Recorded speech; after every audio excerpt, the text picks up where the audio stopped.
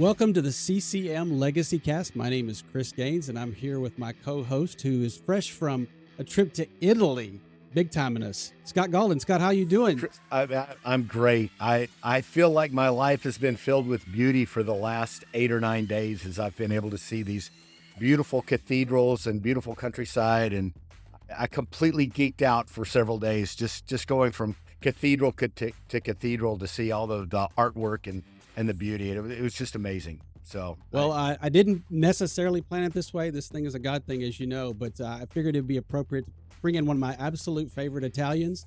Um, when we started talking about doing speaking of this Italian artistry, speaking right? of Italian artistry, I think I told you that I'm going to find myself going. I have this short list of my favorites, my all-time favorites. I can honestly tell you, in the top 5 is Rick Cua. Rick, thanks so much for being here with us. We can't thank you enough. We are so excited. I've been so pumped about having you and seeing you again. Welcome. Thanks for being here, man. Thank you. So great to be with you, Chris and Scott. I've looked forward to this myself and delighted, Scott, that you got to take that trip to Italy because, wow, it is an absolute wow kind of trip. It is. And to set the scene, I was with a friend that had been to Italy like 47 times. Wow. And I felt like the entire trip I had my own personal tour guide. I love So for 11 days, I had my personal tour guide going through, showing me all of the little subtleties of what's going on there. That's So fantastic. it was amazing. Excellent. Yeah. So I Welcome. joke about it a little bit. Rick, did you get to go back? Have you been there? Do you have family there? Yes, we do have family there. In the 80s, the mid 80s was the first time. Well, no, I should say that it probably in 1981 or 82 was the first time I went there. I was on the road with the Outlaws, and Yes. we had a show in Germany at a place called Lorelei. It was a big amphitheater, and we were there with Thin Lizzy and a few other folks. And we were over there for a week and we had one show. So Diana and I said, let's pack like even less than an overnight bag, get on the train. We went through from Frankfurt through Basel, Switzerland, down to Milano. And to talk about cathedrals, that Il Duomo there in Milano. And Yes. when we stepped off of the train in Italy, we felt, oh my gosh, this one looks like my grandpa. This other one looks like my aunt. And people would set everything up the way our family did back in New York when they came over from Ellis Island, the way they used every square inch of dirt to plant their vegetables and all of it. So that, our love affair with Italy happened long before the way we grew up. My wife, Diana, her father's first generation, my family's I'm second generation Italian American. And it was just, Diana had the Italian paper delivered to her every day. And, we grew up hearing Italian, speaking, understanding, and eating that way and living that way. So once we went back, that started something that moved us into a group of years of touring with a tour called Rock the Boot. And that's where we would go all through Italy, playing our rock and roll, but leading people to Christ, doing altar calls, encouraging the body, and just enjoying it, And so we've been there. I bet I've been there probably a dozen times. And we met our family in Calabria in the south, and we met our family in Sicily as well. And it was just, I could tell you stories. I don't know. I don't want to talk too much because I know we've got to talk about other things too, but it was very, very, very sweet for us. Wow. Well, tell us a little bit about your biography, Rick. Tell us, I know you grew up in New York, but maybe give us a little bit about your background and how did you get involved in music? And then how did you get involved in Christian music? Yeah, well, I grew up in Syracuse, New York. My father was a guitar player and a music teacher as well. And I went through all the band instruments. I played the accordion as a young boy, and every 5-year-old Italian little kid had a strap on an accordion and play Lady of Spain and all the old aunts, and they'd all swoon and love it. And, I didn't like the courting very much. So after that, I went in, I played the trumpet, the clarinet, the piano, guitar, and eventually Oh, wow. landed on bass. And when I did, that was it. It was the beginning of me just playing in bands. And I mean, I was probably 13 years old, and my first band, literal garage band that we had, we gave it a name, and we weren't hardly in puberty, but we called the band the Legends. I dream big, baby. Come on, man. Aspirational, Well, go man. big or go home, right? That's right. Yeah. So that was fun, and then from there, I just would be involved in local bands in the Syracuse and Central New York area. And I can remember being in high school, and I was even in my senior year, I was playing 6 nights a week, playing kind of jazz and with a little trio, with a Oh, singer and a trio. And I kept thinking, what am I going to do with my life? What am I going to do with my life? And I finally realized I was already doing it. I was making music, getting a paycheck, and I loved it. And it was at that point that I thought I better get really serious about this if I want to have some longevity. So that was that. And it went from wow. local bands to, uh, you know, a international band with the Outlaws, and getting saved just prior to joining the Outlaws m- propelled me into saying, if I've got 90 minutes with an audience, I want to use it and give somebody something that they can sink their teeth into. Not only get entertained, because entertainment is great, music's great. I wanted them to leave that 90-minute show with their head up and excited about the Lord. Wow. Tell us a little bit about your early life as far as your faith there, kind of what that early walk looked like. And then maybe the point at which you felt you said that you were saved, but I gotta believe that you probably had at least some faith uh even before that. And I don't want to put words in your mouth, Rick, but I'd love to know what that walk looked like. Sure. Well, being Italian, all of us we were Catholic, and we were Mhm. raised in the Catholic Church. I didn't My family, they were Catholic, but we didn't go every Sunday. We were Mhm. kind of like, CEOs, Christmas and Easter only. So, Yes. but I would go with my neighbors as well. And I knew God had his hand on me. I believed that Jesus died on the cross. I believed that there was a God, and I knew who the God was. And so we were raised that way. Went through first communion, and a confirmation class and all of that other stuff. And it was really good, but it wasn't until my wife, Diana, got saved 2 years into our marriage that things started to change for me. So, Tell us a little bit about that. What was it like for Diana? Because that obviously had to be a big move on her part as well, it right? was a big move. Yeah. The short story on that is that, her father and mother divorced when she was a young girl, and Okay. divorce, although it's never popular, it was really not popular back then. She Yes. hadn't seen her father for a decade. And one day when we had our first daughter, I got a call on the phone, and it was her father. And he introduced himself. This is Vincent Cercello, and is Diana there? And he's very thick Italian accent. And I said, Diana, your father's on the phone. And I'm all excited. And she was maybe a little reserved, like, I haven't heard from my dad in a long time. Right. Gets on the phone with him. They had a conversation. He invited her. We were living in Syracuse. He invited her down to Pinellas Park around the St. Petersburg area to come down and visit. And I encouraged her. I said, honey, you and Nikki was 2 years old then. I said, go down, see your father. So she went down there, stayed for a week. I would call her on remember the phones with a cord? Yeah. On that one.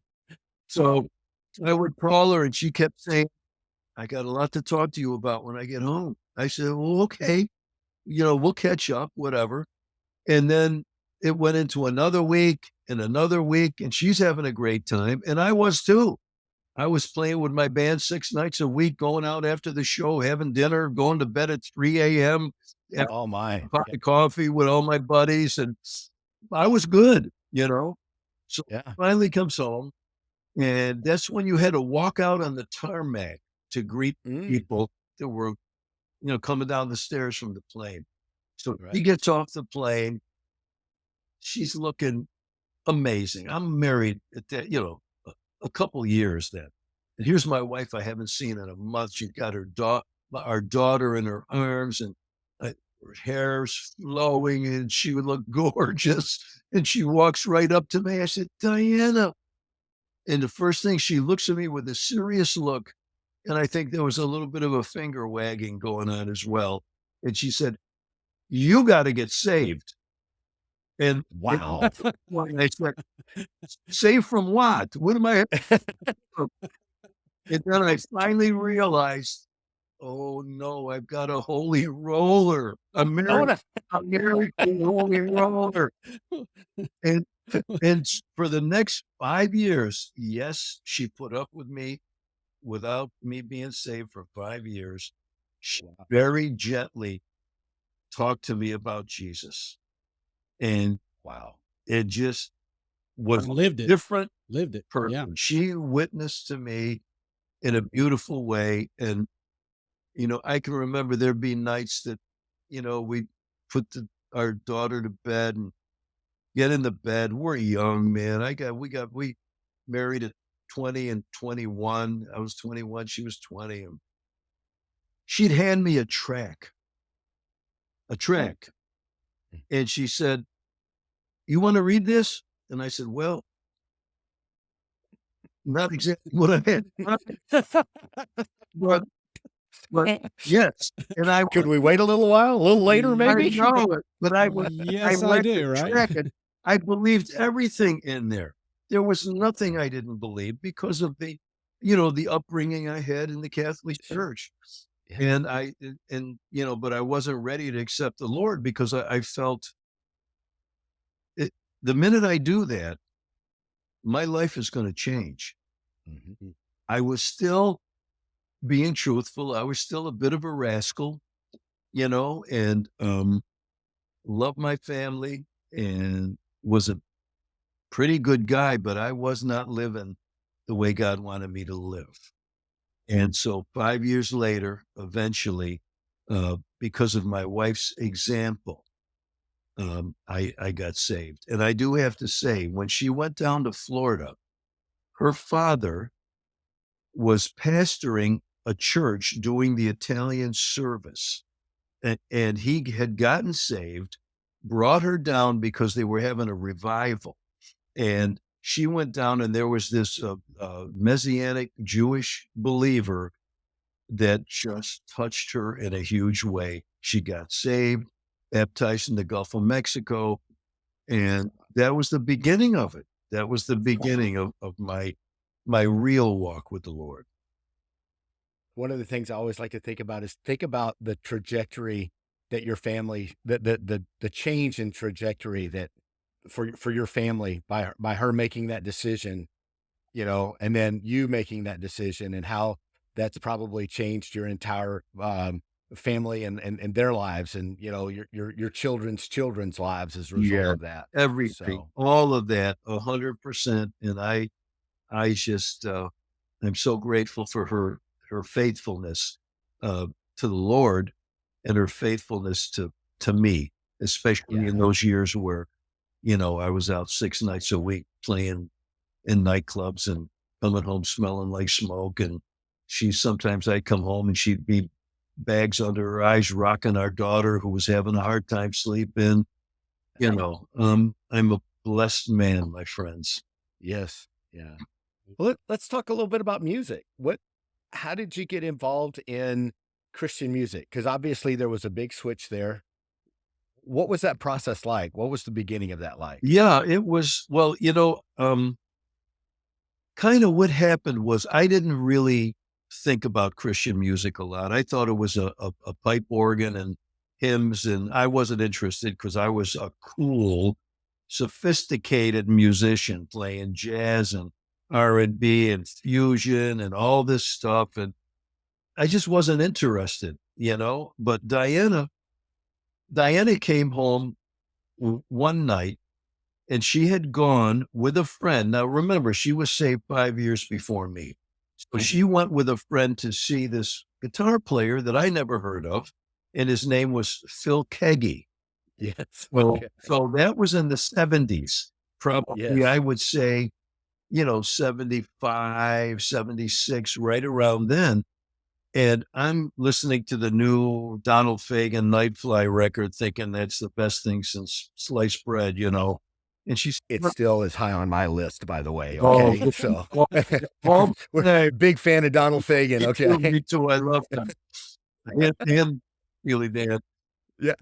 And I sat down and I listened to it, and I thought, wow, this is Christian music. This guy, he sounded like the guys I played with. He was great. He was really incredible. And that was something right then. And then there was a moment where Joe English was a guy, a friend of mine, that played with a band called Jam Factory.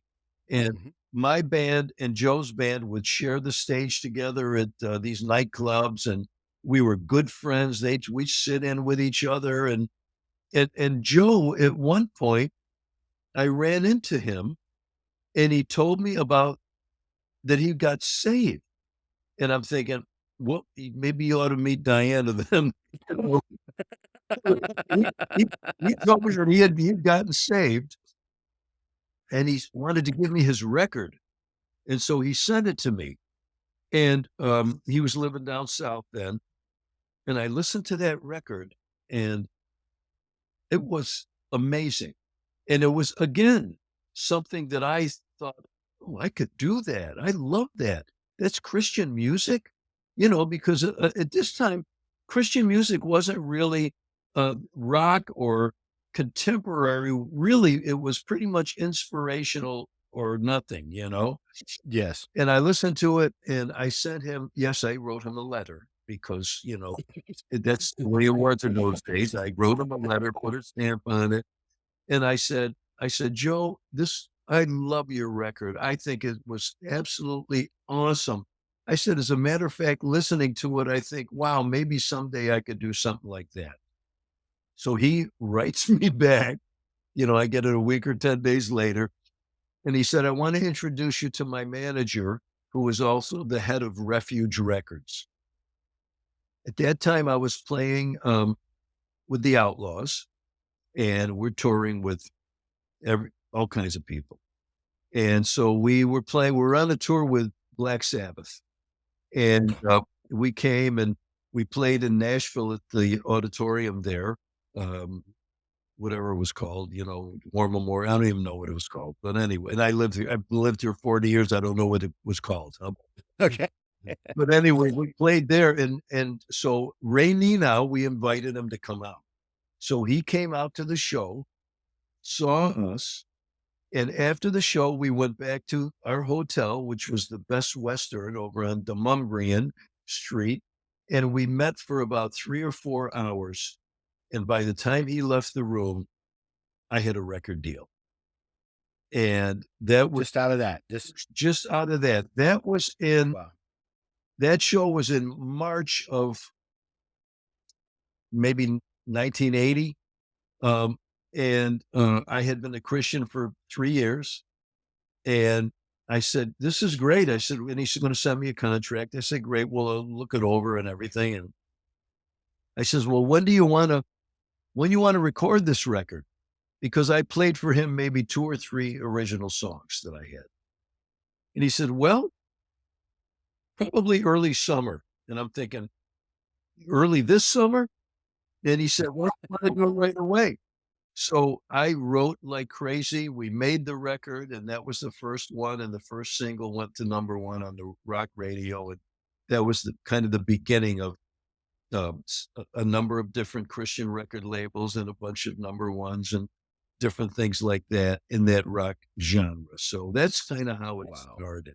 Wow. Okay, Wow. at this point, I've got to jump in, Scott. I want to read this right off Wikipedia. It says Yes. after recording with Reunion and Sparrow Records, he signed to Reunion in 1988, where his works began to take on a softer, more radio-friendly tone that included sentimental ballads and pop rock anthems in the style of Michael Bolton. Now, if anybody's watching this and they've had any swim through Rick Cua music, Michael Bolton is not what comes to my mind, at least to Yeah, I me don't as a I don't senior in high school. You didn't see any Michael Bolton, did you, Scott? Right. I don't know. I don't know who wrote this, Rick, but I don't know where that came from. Yeah. But I'm not saying Michael Bolton. It's With all due it's respect, no, really, it's Wikipedia, but I'll tell you what. Listen, if I could sing like Michael Bolton, I would have made Michael a Bolton, you'll take great it. Okay, career. you'll take it. And I didn't Seriously, listen, according to Wikipedia, and I think I changed it, but I read that I won a Grammy or two, and I never did. I was. You don't know. I would have We'll left go with that it. on there We'll though. go There I with was it. a probably would moment. have just There said was a moment where I thought about it, but I said, no, I can't.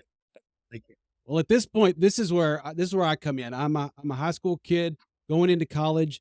I'm experiencing early Petra, early Amy Grant, second chapter of Acts, Phil Keggy, Randy Stonehill. Which, by the way, I want to come back in a minute and I want to get the bridge. Scott and I've talked a little bit about just seeing the movie Jesus Revolution, trying to figure out where you are in that, where Phil is in that, Calvary Chapel, and all that stuff. But I just want to say those early records on Reunion, I think No Mystery and You're My Road, I think Dave Perkins did one or both of those, are some of the best. Scott, I promise you, you will know every single cut on No Mystery and You're My Road are fantastic. Now they're 80s through and through, but they are some of the sweetest Oh, grooves. I'm not just blowing smoke. They are fantastic. they, And they talked about suicide and they talked about your faith and being strong. And he's got this beat as a bass player that is yeah. just nonstop. And so you hear it in the lyrics and you hear it in the music, and it just as a teenager and early, become going into adulthood was so encouraging to me. And I was going through the same things. I was like, this is Christian music. wow. I thought it was, just lame, but it just was a big deal to me. So I just want to tell you that I've been wanting to tell you that for all these years. Oh, It thank was you. huge to me. Thank you. Thank you. Absolutely. And Those, so to get to actually meet you and then help do some of your shows later, yeah. as that was a dream come true. And Oh, Scott, I can't tell you what a gentleman this guy is. mm. He would stay and talk to everybody. Okay, you also need to get the visual picture. So I really felt for a lot of these artists. Now as an adult, I know now, I'm thinking back, well, boy, they were just kids then. He was in his 20s and in his 30s. And now as we're in our 50s and our 60s, you're thinking that we were just kids. Yeah. So he had a young family. So he's leaving his family. We're not paying him much, and he's coming and trusting God that people are going to come. And so here's this bass player that is played in front of thousands and thousands of people in the secular world. And he's up on this dinky little stage playing to tracks with a bass. And I'm like, this guy's either crazy or he is sold out for God, and he just trusts God, because it sounded phenomenal. We had these CD tracks, right? Am Yeah. I right, Rick? Right. Yeah. Absolutely. And we had that cranked to 11, Yeah. and he comes out with this massive bass. And I don't know if you're actually tall, but you look like you were 7 feet tall. You had these boots on that were these massive boots, and he's probably, I don't know, I'm thinking he's 6'4", maybe a $150 wet. Yeah. I mean, he's a skinny, right? And he's got this hair to die for. I mean, it's kind of like, I don't even know how to describe it. It's like Patrick Swayze on steroids. And he is just rocking the Oh, bass like nobody's business that's to funny. tracks. And you would think there was a full band up there, because he rocked the whole joint for an hour and a half, 2 hours, and it was awesome. So Well, you were. that's my take on his Christian music concert. Some great shows. Thank you, Great Chris. shows. And I have to say, listen, whether it's me or whoever it didn't happen without people like you and Greg Oliver and the club that you ran right near the airport and other promoters and people that believed in Christian rock. Listen, in those days, they were picketing our shows, and some people were getting unplugged. It was like really weird, but it wouldn't have happened without, it's one body, many members. and everybody had a part to play. And we all got together and did what we were, all of us, what we were gifted in. And that's why it was so beautiful. And I have the fondest memories of you and a lot of the other folks at Footloose back in those days. It was a fun time. Wow. Speaking of that, you didn't get a lot of airplay. I know in Dallas it was tough because we were kind of adult contemporary. Can you talk a little bit about that as a struggle as a rocker? And I know the record company needed to sell.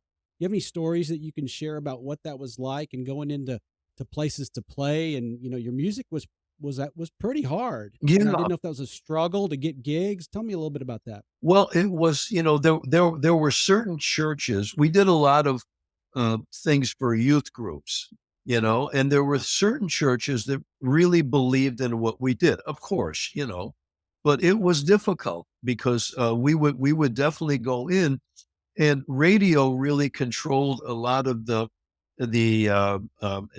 atmosphere in every certain city and area. Fortunately, there were people that in those days they would have a rock show for 2 hours on a Saturday night.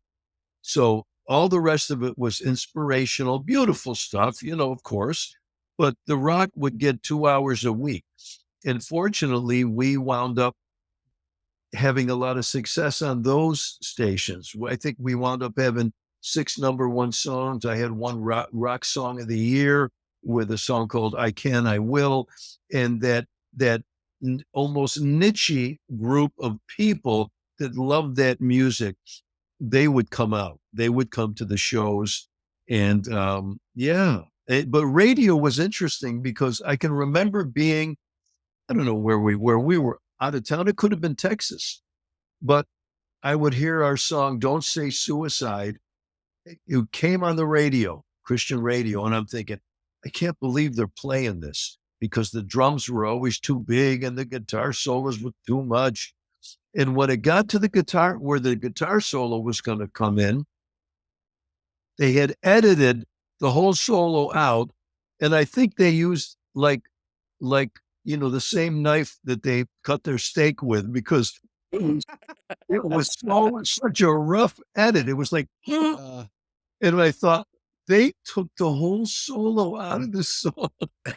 wow, So we dealt with that, but at wow. the end of the day, we were still grateful they played as much of it as they could. Did you Sure. ever run into like people that would come and hear?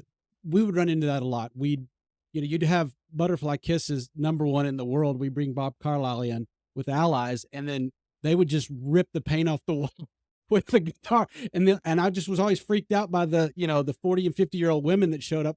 Where's Butterfly Kisses? I just didn't know if you had to deal with that. Did you have any funny stories where somebody came and said, I this isn't what I expected, but I Yeah. like this? Yeah, there's a couple. One story is we were in some state somewhere, and I got to say, guys, I loved everywhere I went because I loved the people. It didn't matter if the only sandwich you could get was at the gas station. I didn't care. I loved the people that came out.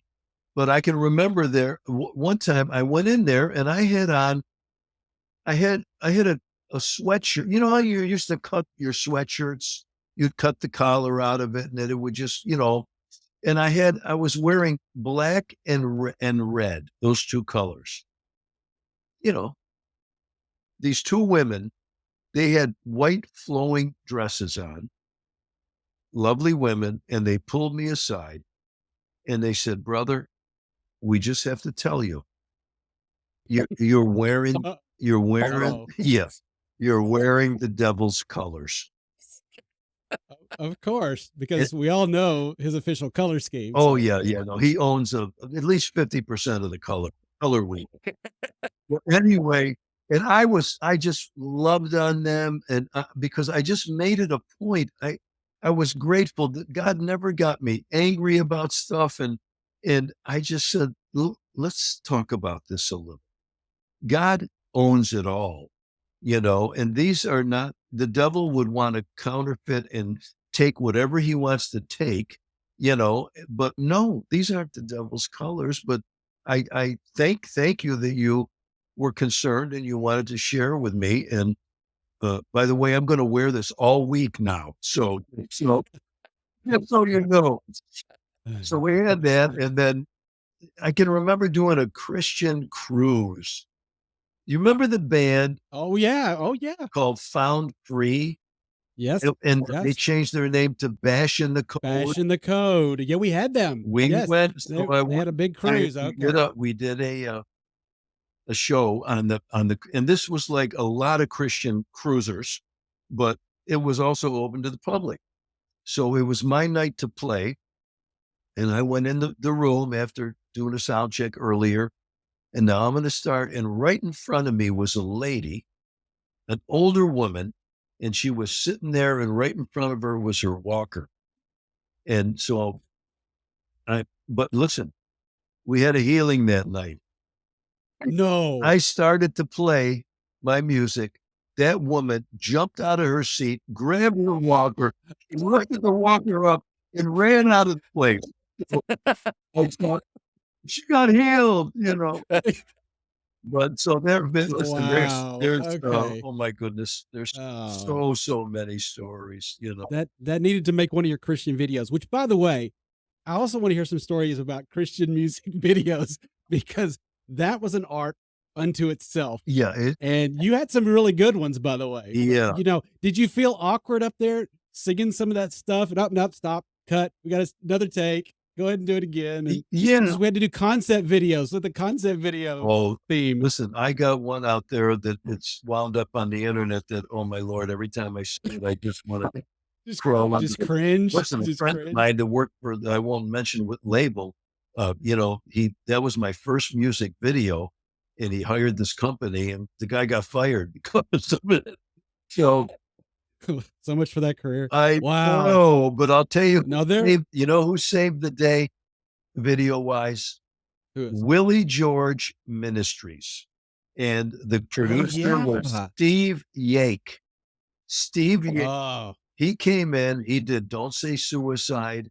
He did I Can, I Will, which to this day awesome. totally Awesome. holds up. It's one, That video, there were two videos in the history of Footloose that got more airplay than any. It was an I Can, I Will, and Secret Ambition. We oh, had yeah. people drive across town, across the state, and say, "Are you going to play I Can, I Will?" Yes, we'll play it. Oh, We that play it is every so night. sweet. You can play Secret Ambition? Yes, we'll play that. So, and that. Scott, I don't know if you saw it, but it was an anthem, and it was one of his Yes. best anthems. It was a "We Will Rock You." It was Mm, "Bring the Heat, baby." It was yeah. "Bring the Heat," but the video was great. Yeah, I mean, And because Yank is a real filmmaker, and he did 5 videos for us. The other thing that we were grateful to Willie George Ministries about is they would fly us in to do the show, and we got a free video out of it. I mean, oh it's wow. unheard of. These videos cost a fortune today. And Steve did a beautiful, beautiful job. And yeah, just very, very, very cool. We may That's have to great add stuff. that to our list of guests, Chris. I bet there's some stories to Oh, be told Steve, you got by that. That would be awesome, Steve wouldn't is it? So he's amazing. I would love to connect you to him for sure. Yeah, that would he's a work. We great would guy, and love he's to. done amazing things. Amazing things. We That's did great. a video on young boy, young girl as well. And but the young kids before the frontal lobe develops, they're we had this young boy that was another very popular video and song, and we go play, we do our concerts, and this young boy ran up to the stage in between songs, and he looked at me wide eyed, and he said, "Can you play that song, Old Boy, Young Girl?" And I said, "No, it's Young Boy, Young Girl." We played it, I thi- and he slow danced with his girlfriend. So that was like, but wow. That's Wow. again, hysterical. Well, listen, before I could go on and on and on about the looking back of this. And before we kind of get into what you're up to now, I want to ask one more question about your take on kind of what happened to that golden age of contemporary Christian music, the theme based, the story based, when it got more into the worship period. What was your experience in that? Do you think that was part of just the natural flow? Do you think anything brought that on?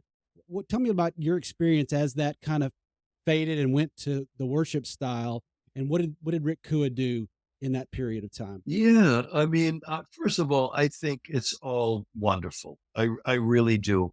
But when Christian music started, contemporary Christian music, and listen, I mean, I was not in the very beginning, but I was in the early days along with a lot of my contemporaries, but people like Randy Stonehill, Phil Keaggy, Larry Norman, the band Love Song, they were before I was even saved, you know, The true pioneers, yes, yeah. true first guys, first responders to what God told them about that kind of music.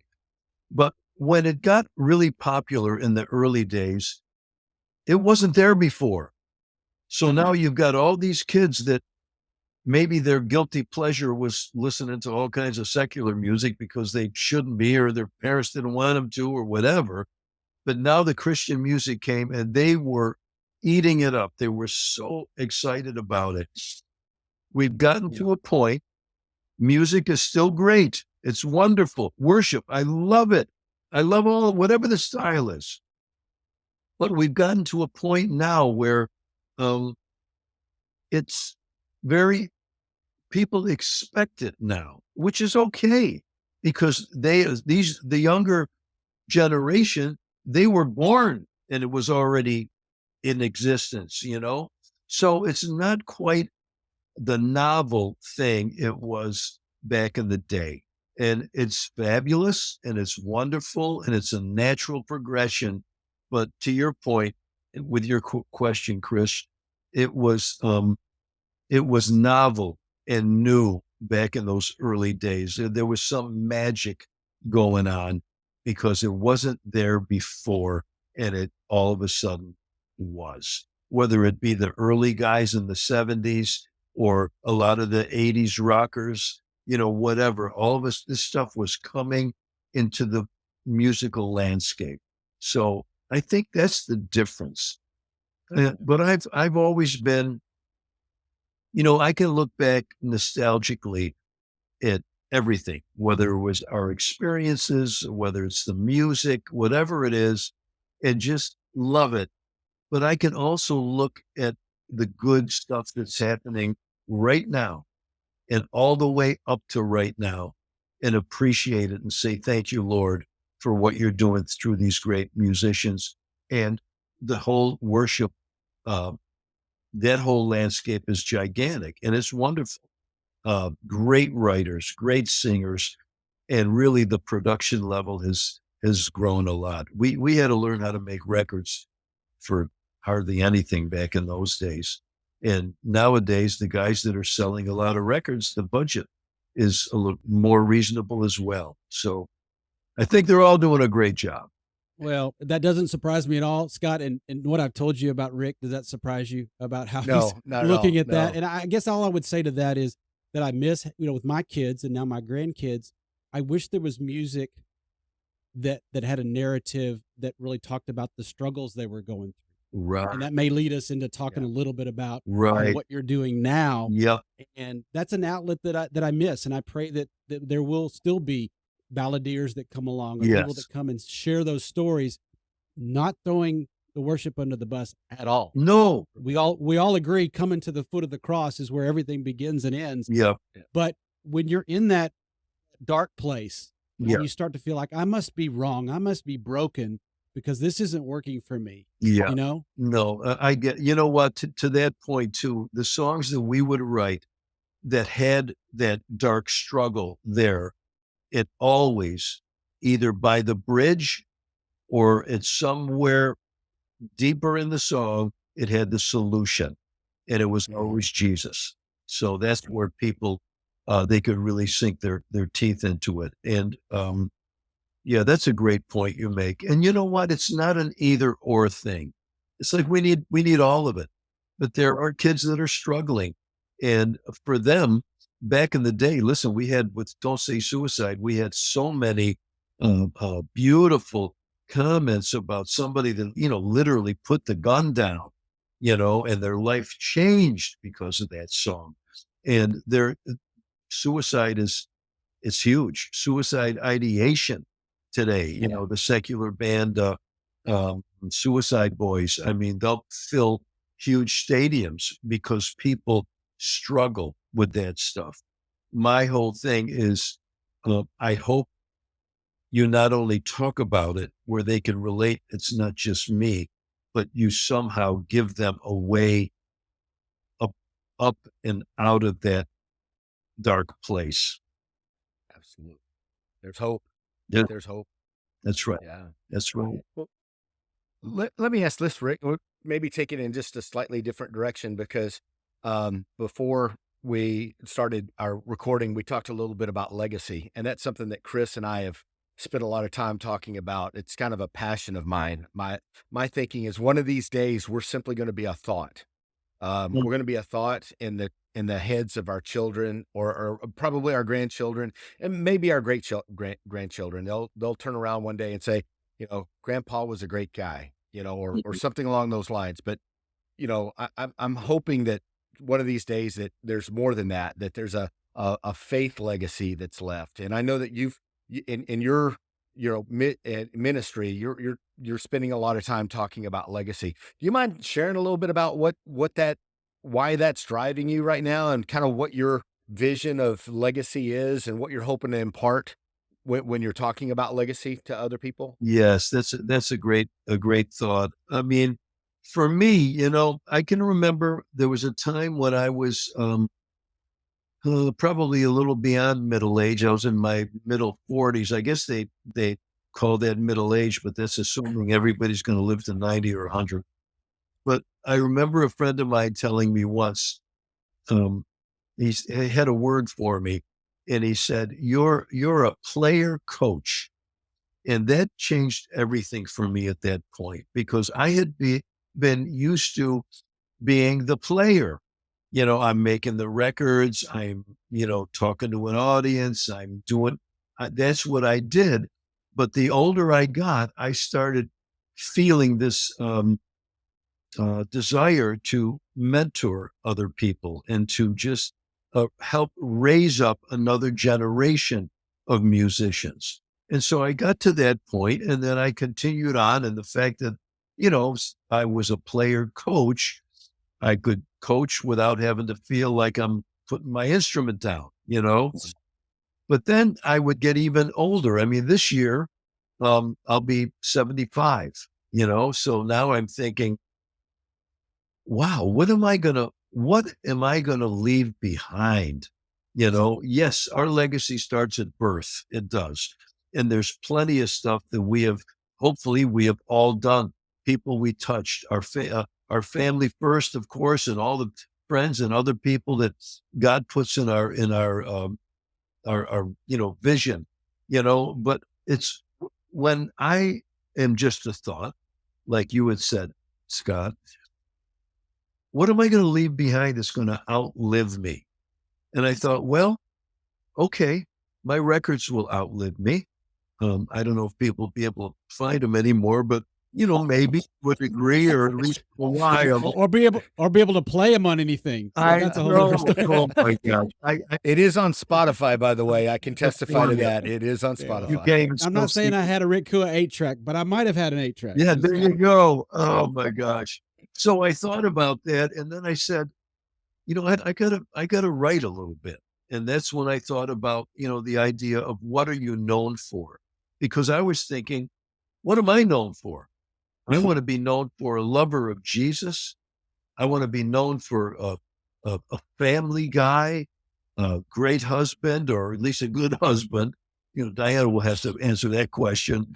You know, father and grandpappy, grandfather, but I wanted to write something as well that says, and the title of that particular book, I wrote a book back in probably the early '90s called "Songs to Live By." That was the first formal book I wrote, and then this one here a few years ago. What are you known for? Building your legacy one brick at a time, one conversation at a time, one prayer session at a time, one counseling moment at a time, mentoring moment. And it just became important that because I didn't want to listen when heaven comes, awesome.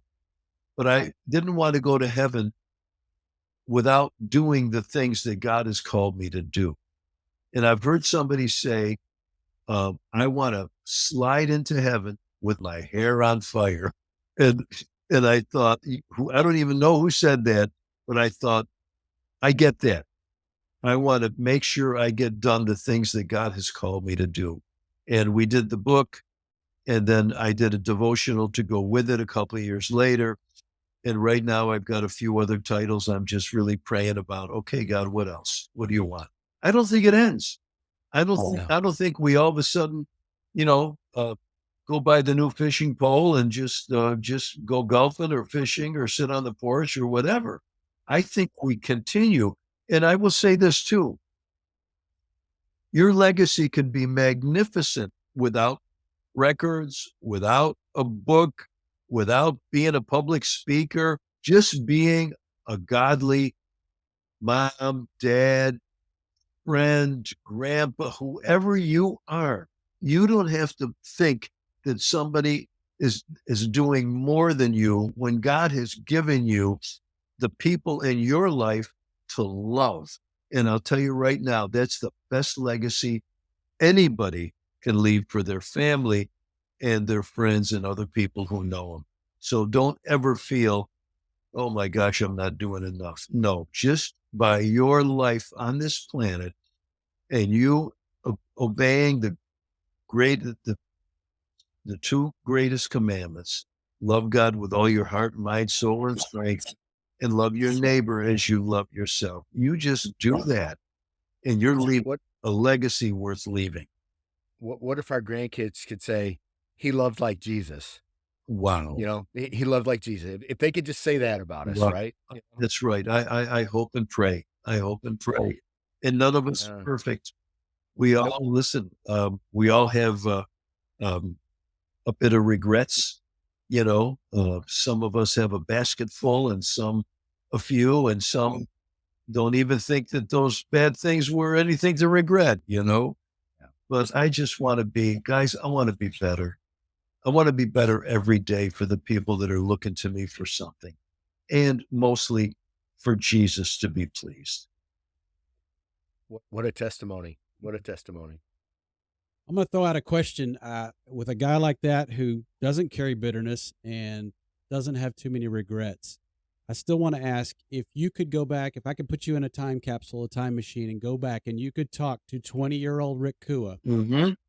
what would you tell him to do differently? I would have uh, spent even more time helping my wife raise our children.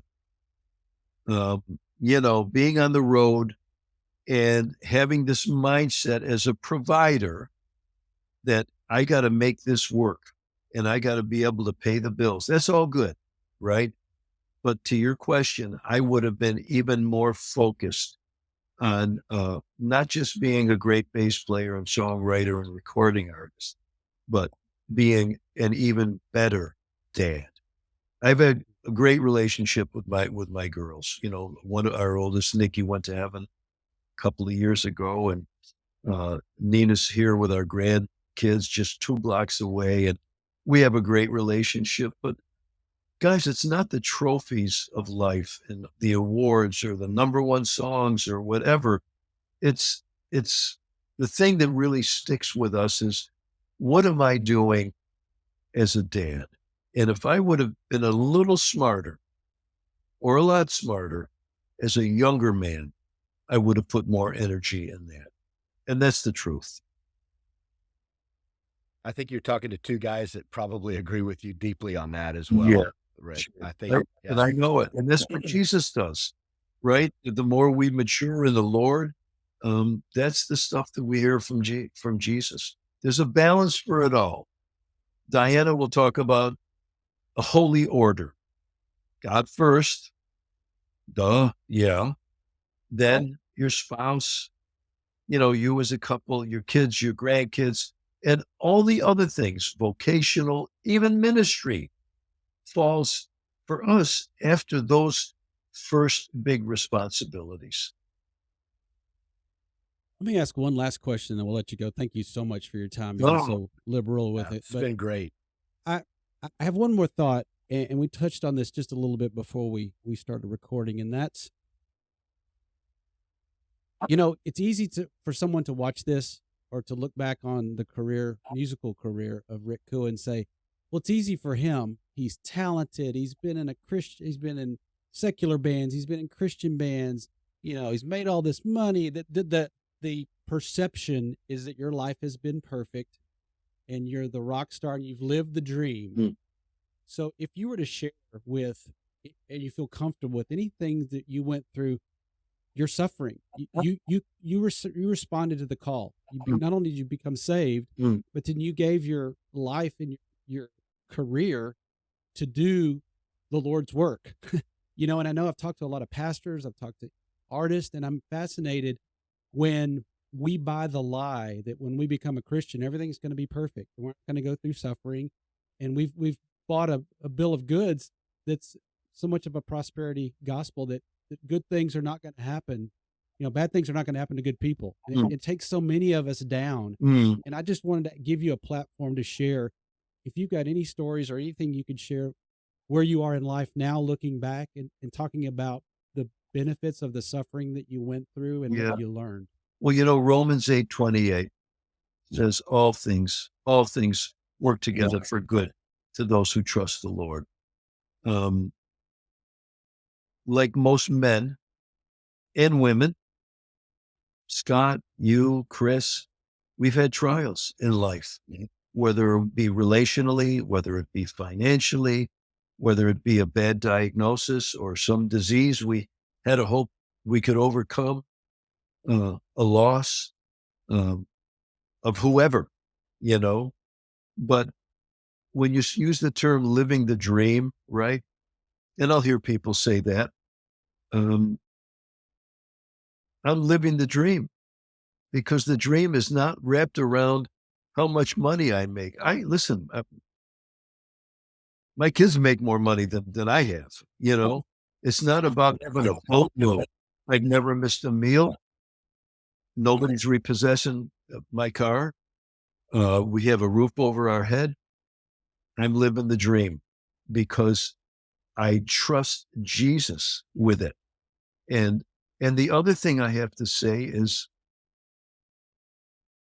guys, I and I'm not boasting about this, but the tough stuff that's had, whether I lost a record deal or I had one job and got downsized with a bunch of people or I never got bitter about it because God's got it and he's got our future.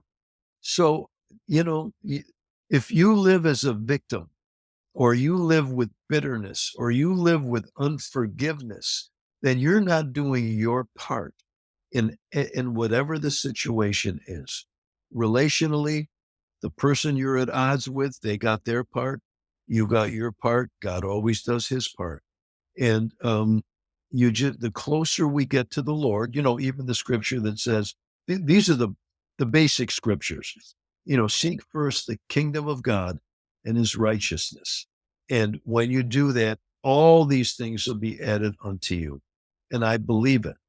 We have a God whose will, according to the word, is to heal us and look after us.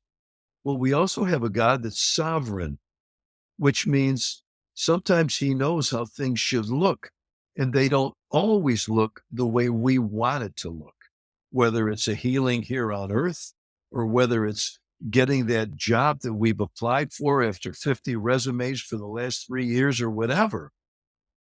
We've got to trust God in all of it. And there's a book out that really spoke to all of this as well. It's called The Bait of Satan. And when we pick up an offense over and over and over again, the enemy is going to be the one that we're listening to, not our Lord. So that's the bottom line. Yeah, I would say for anybody, keep your eyes on Jesus in your marriage. Listen, my wife and I have been married for 53 years. And we have duked it out every way, which way you can imagine, because we're two firstborns, which, that they say that's a bad thing. Two firstborns to marry for 53 years, and we love each other unconditionally. But when we got an opinion that's different, and it's often then, well, we talk it out. But there's a thing that helps. And that is, if you look at marriage as like a triangular thing with God at the top, and you and your bride, or you and your friend, or you and whoever at the bottom here, the closer the two people get to the Lord, the closer they move to one another. And there's a lot of simple things that can really change everything if we're willing to trust God, not be a victim, and not listen to the enemy's lies. Because when we submit to the Lord and resist the devil, this is the rule. This is God's rules. The devil has to flee. So keep the devil away. Take every thought captive, everything that doesn't line up to what God says about you and who you are and what your identity is. Anything that doesn't line up to that, take that thought captive and move on closer to Jesus, closer to the ones you love. And when God says to do something or go give somebody a word of encouragement, just do it. And even if they don't receive it, do it anyway. Because many times somebody may not receive something right away, but they'll come up to you 10 years later and say, remember that time you told me whatever it was, and I wasn't really receptive? You know what? That changed the world for me, just for you to say it. And now I see how that worked in my life. I mean, we could go on and on and on. Live by the word of God. Take your cues from him. Get Holy Spirit wisdom. Pray for it all the time, and just move forward with joy and with gratitude. Rick, I hope your grandchildren and great grandchildren are surfing YouTube one of these days and get a chance to watch this and see, because you just left a beautiful legacy. You just No, planted a beautiful seed. So thank you thank so you. much. And Thanks. thank you for Absolutely. being a part of this. It's been a pleasure. And This was awesome. Can people get a hold of your book? Is it available on your website? The book is, you could go to rickcua.com, or you could go to Amazon and find it. So either way, it's available. And if anybody can't find it, just come to me, Rick, RICK, at rickcua.com, and I'll point you in the right direction. I was going to say, if somebody found that this podcast was encouraging and needs a little extra, Rick is very approachable. So take a minute. I think if you need a little more poured into you, just contact Rick. I think he'll be happy to help you out. And do yourself a favor. Go do a deep dive on Spotify. There's some great 80s rock. And no, That's right. oh, man, it's some sweet stuff. But be sure to turn it up to 11. You got to There go you to go. 11. Got to be 11. Yeah, absolutely. You're awesome, buddy. Thank Good to you. see you. God bless you. Thank Thank you. you so much for all you've done. We'll catch you again sometime soon. All righty. Bye-bye.